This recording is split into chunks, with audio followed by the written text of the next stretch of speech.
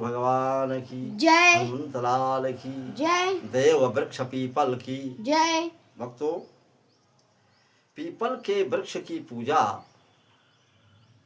अधिकांशतः देखने में आती है। जिस प्रकार से ये कई पेड़ हैं, जैसे पीपल है, पाकड़ है, बरगद है, शमी है और नीम का वृक्ष है, आम है, लेकिन इसमें विशेषकर पीपल के वृक्ष की ज़्यादा पूजा होती है। सोमवती अमावस्या में होती है और वट सावित्री के दिन बरगद की पूजा होती है। दशहरे के दिन शमी के वृक्ष की पूजा होती है। ये हिंदुओं के धार्मिक आस्था के अनुसार और ग्रंथों में इसका विवरण भी पाया गया है। लिखा है कि जड़ में ब्रह्मा का निवास है और इसी प्रकार से धार्मिक आस्था के अनुसार भगवान श्री हरि विष्णु जी पीपल के वृक्ष में विराजमान रहते हैं। श्रीमद् भागवत गीता के अनुसार स्वयं भगवान श्री कृष्ण चंद्र अपने मुंह से बताते हैं कि वृक्षों में पीपल मैं हूं। जब भगवान की पूजा होती है तो वृक्ष में पीपल अगर वो है तो उनकी भी पूजा होती है। स्कंद पुराण के अनुसार पीपल के मूल जड़ में विष्णु का निवास है और तना में केशव भगवान का निवास है। शाखाओं में नारायण भगवान का निवास है और पत्रे पत्रे देवानाम, पत्ते पत्ते में भगवान का निवास पाया जाता है, श्री हरि।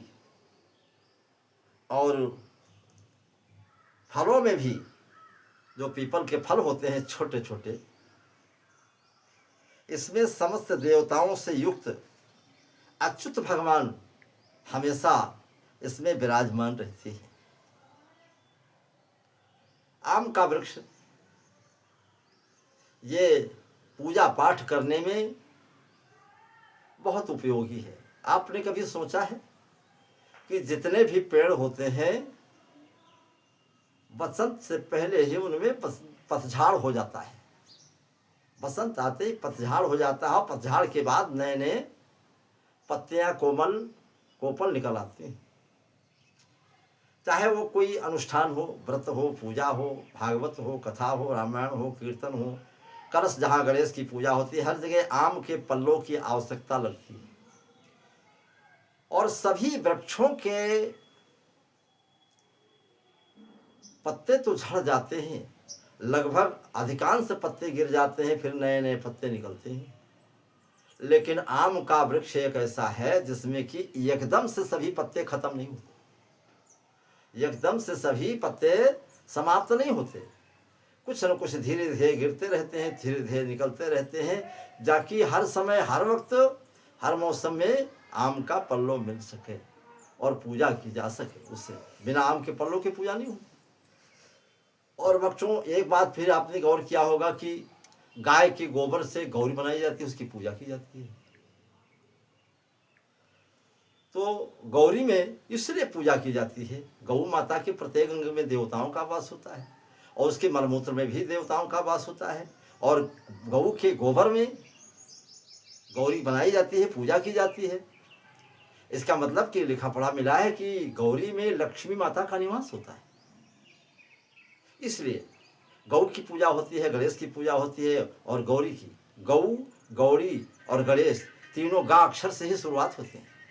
गाय और गौरी और गणेश, इसलिए इनकी पूजा होती है।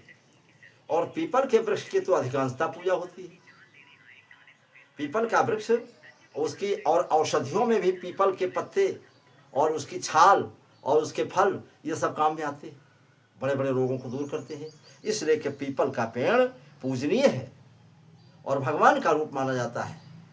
भक्तों, अगर बात हमारी अच्छी लगे तो आप शेयर कमेंट जरूर करना और हम आपको ऐसे ऐसे विचार अपने देते रहेंगे।